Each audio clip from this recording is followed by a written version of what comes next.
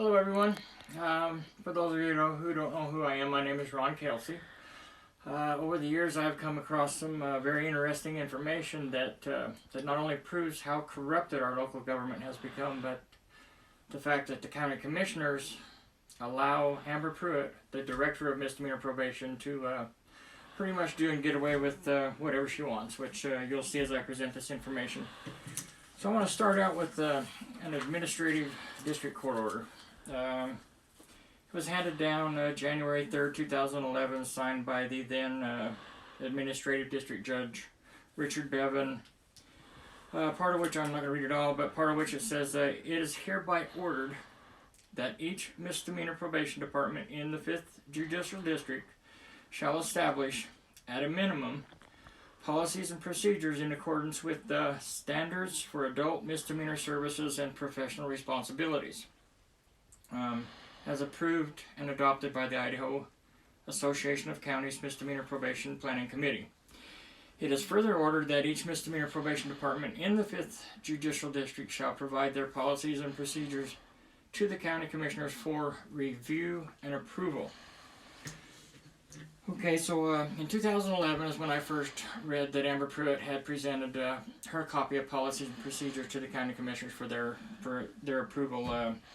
I kind of forgot about it for several years, but it was around March of 2014 that I received my original copy. And I was reading through it, and I came to page 17. You know, it drug intoxilizer testing, and it goes on to tell about the testing or whatever. And I turn the page to page 18. And the first thing I notice is everything all the way down to here is identical to page 17. So, you know, when it said in the court order that the commissioner shall review and approve the policies and procedures, I'm kind of at a question here as to whether this even got read by the county commissioners. Misdemeanor probation in our area, in the Mini-Cache area, is a joint venture.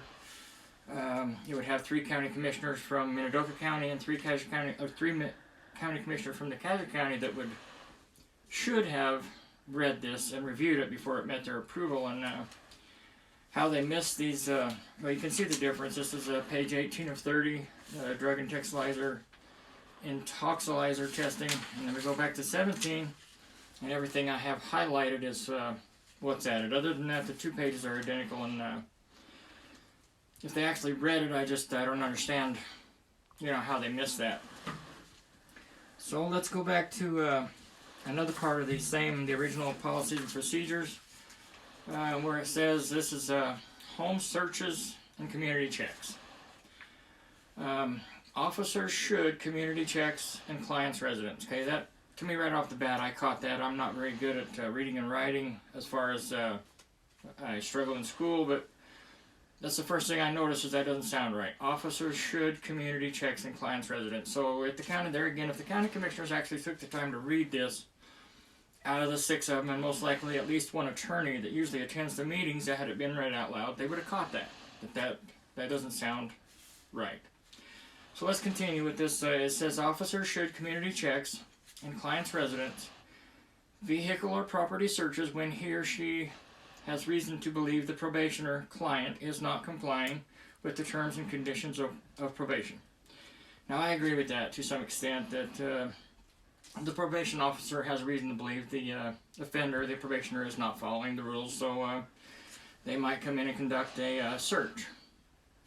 But then it goes on to say, and this is where I have a problem with this, is or if the officer believes that a search would increase the likelihood of continued compliance of the terms and conditions of probation of the court order.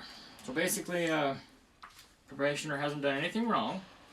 You know, the probation officer has not received a phone call saying that they believe the probationer is violating his rules. It's just the officer believes that a search would increase the likelihood of continued compliance of the terms and conditions of the court order, which to me is completely unconstitutional. The first part was okay. It should have been should have had reasonable cause, not just reason to believe. They should have at least some evidence before they come and go into your home and conduct a search.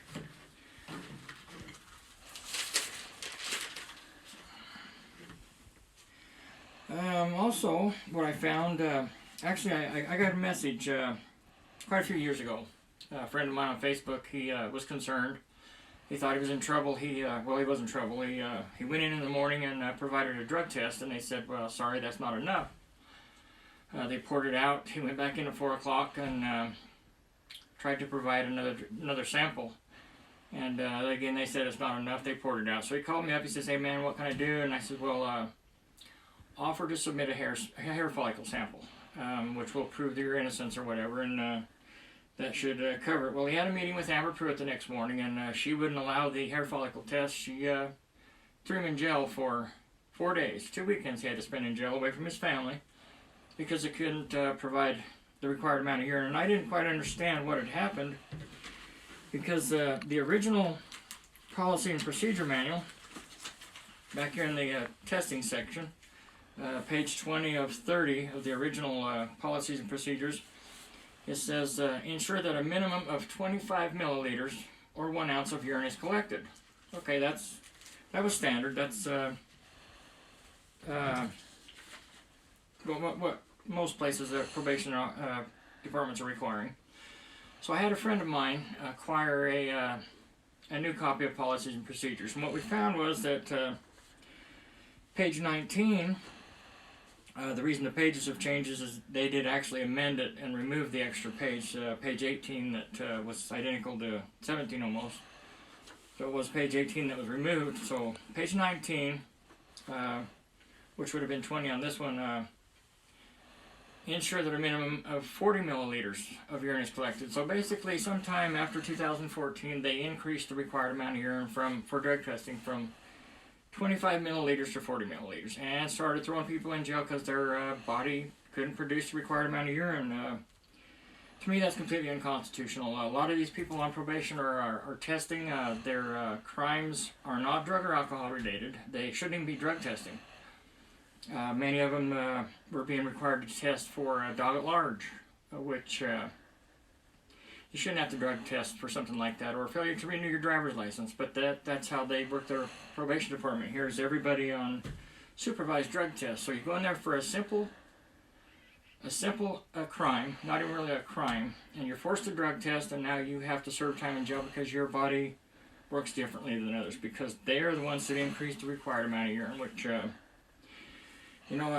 as far as, I'm going to address Bob Kuno a little bit right here, because me and him have had some issues over the years. He's one of the original county commissioners in the Cassia County area that he doesn't seem to care about any of this stuff. He has ignored me. He hasn't allowed me to speak at open public meetings. I've been forced to write letters, so I don't understand, Mr. Kuno, how you don't have a problem with any of this. I guess you've never had to choose between putting food on a table and paying for a drug test, because that's what they're facing. These probationers, they are allowed to charge a drug test, but they're constantly being threatened with jail for not being able to pay for cost of supervision or drug test, and it's completely unconstitutional. So I had a meeting with Cassia County Clerk Joe Larson. It was a couple months ago. And Bob Kuno happened to be present. And I'm glad he was, because some interesting information came out that I was informed there is now a third level of misdemeanor probation, and there's only been 2. So I asked Mr. Kuno, I says, what is the third level of misdemeanor probation? And he had no idea.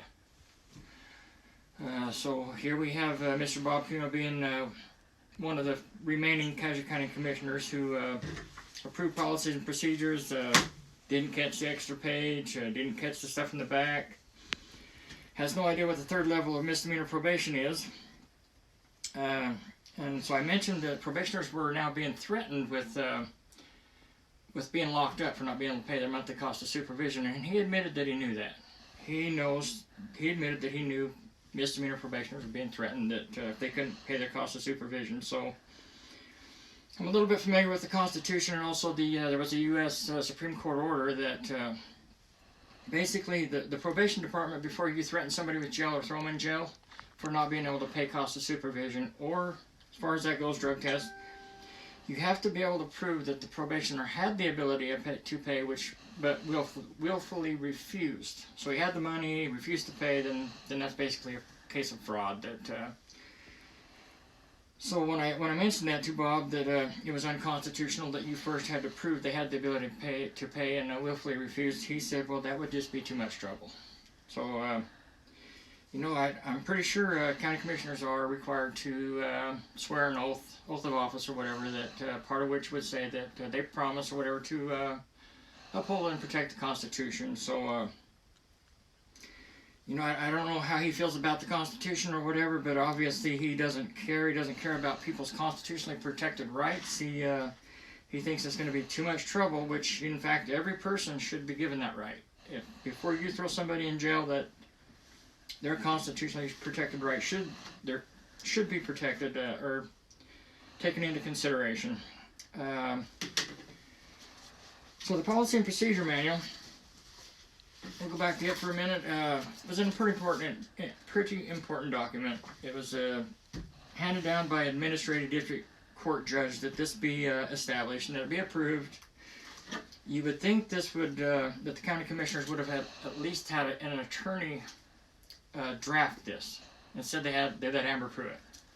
So that's how you came up with the mistakes. As Amber Pruitt drafted it. They didn't catch any of the mistakes because obviously, to me, they didn't even read it. They just approved it. Because they really don't care what goes on over at misdemeanor probation. They pretty much let her do and get away with whatever she wants. But it should have been drafted by an attorney, and it should have at least been reviewed by an attorney before it was ever handed over to the county commissioners, which they failed to do. Also, during my meeting with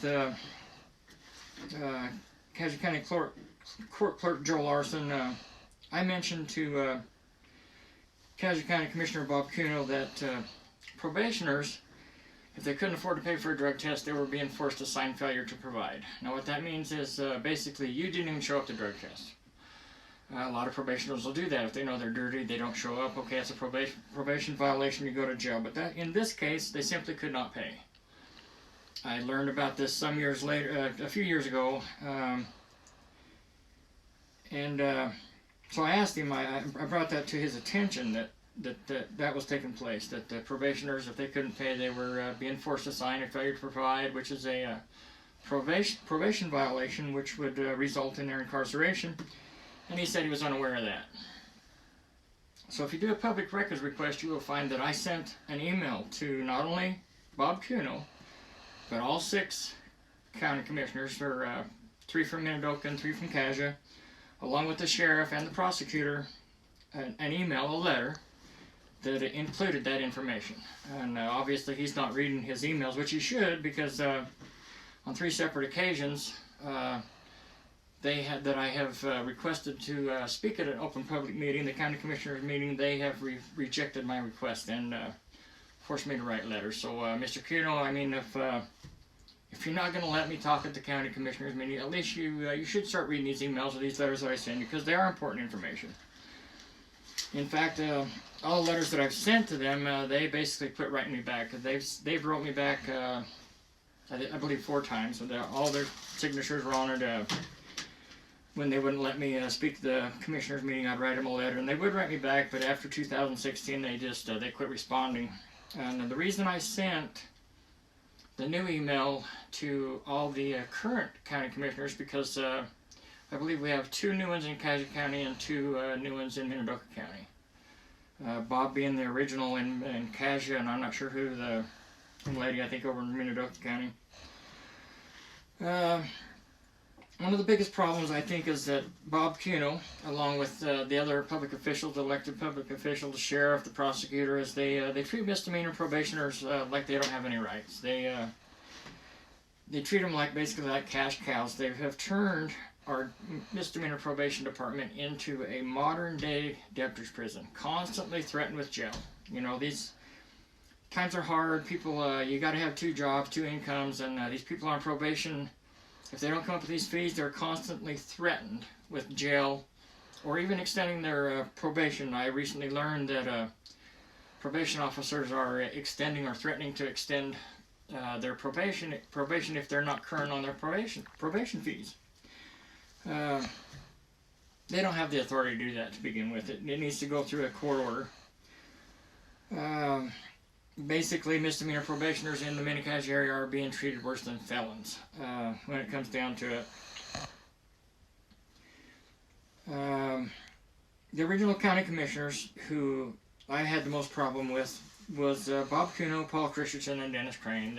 They're the ones that wouldn't let me speak at the county commissioners meetings. There are some other videos I'm going to make that where they actually had a phony audit conducted on chain of custody, because they knew that was one of my big issues. That's going to be another video.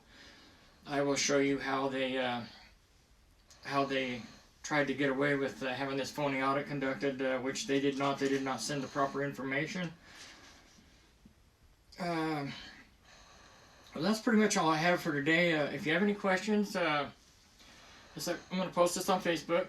Feel free to comment in the comment section. Ask me any questions you'd like. If you'd like to see copies, you can find them if you go to, I got a Facebook page called Corruption in Cache County. It's a pinned post, and it covers the drug testing. It's going to cover basically everything in these videos that I'm going to make. But it started out with drug testing, and down in the comments you will find pictures of where they increased the amount of urine for drug testing, the original amount that was required. You'll find copies of the page 17 and 18 so that you can read those and see for yourselves that, and you wonder how could they possibly have missed that if they had actually read them. I do have one other thing I want to bring to your attention that most people aren't aware of. In fact, I had no idea it had gotten this bad. Misdemeanor probation is designed to be a fully self-funded program. They charge people unsupervised $60 a month for cost of supervision. They spend maybe 10 minutes with that probationer. They charge $12 for a drug test. I think $14 for the drug test that includes the alcohol. But so basically, the probationers are all paying for everything that's being provided. And it was completely self-funded. Fact is, Randy Kidd bragged in 2011 how it was completely user-funded. But I received a list, a friend of mine came up with that in 2017, between the Mini Cache area, the taxpayers had to contribute $18,401 for the financial shortfalls of misdemeanor probation. 2018, we had to contribute $125,000. 2019, we had to contribute $169,000, so not that big of an increase. 2020, we jumped clear up to $453,000 that between the Mini Cache area, the taxpayers are having to cover their financial shortfalls. 2021, it was $502,000, and the approved budget, the projected approved budget or whatever for 2022 is $627,000. Or $627,310 that taxpayers are having to pay for a probation department that is meant to be fully self-funded. So that that raises some other questions that Mr. Bob Kuno and all the other county commissioners, and I can almost guarantee you that they are as about informed about misdemeanor probation as Bob Kuno is. He doesn't know nothing about it hardly. He doesn't even know what the third level of probation is. They approve garbage like this that I don't even think they couldn't possibly have read it, even though it was required by an administrative district court order. But they're willing to approve this $627,000 to a department that they really don't know anything about. And I have a big problem with that, because it shouldn't be costing taxpayers money. It should be fully self-funded. So once again, if you have any questions, please comment in the comment section. If there is any copies that I do not have the administrative district court order included in the comments. To tell you just a little bit more about it, the first page was the order, and then the next 3 pages are the guidelines which they were supposed to follow, which they did not. Nobody even checked that out. There's like here's one. There should be a weapons. The policy and procedures must specify and describe department policy on officers carrying weapons. There isn't one. They completely failed to include that. Medical emergencies, responding to emergency medical situation of probationers under probation supervision, that was not included in there. If you go through it, there's quite a few more, which too many to name right now. So even after they approved this, or when they did approve it, they did not even compare what was in the administrative district court order as to what was supposed to be included in this. So if you have any questions, comment, if any pictures or photos that you need to see, please let me know. I can provide them. And that's it for today. I do have some other videos I'm going to make covering the unlawful drug testing, because they do not follow chain of custody, and I'm going to cover the phony audit that they had conducted on chain of custody to pretty much convince the citizens, I guess, that they were doing everything properly. So thank you for your time.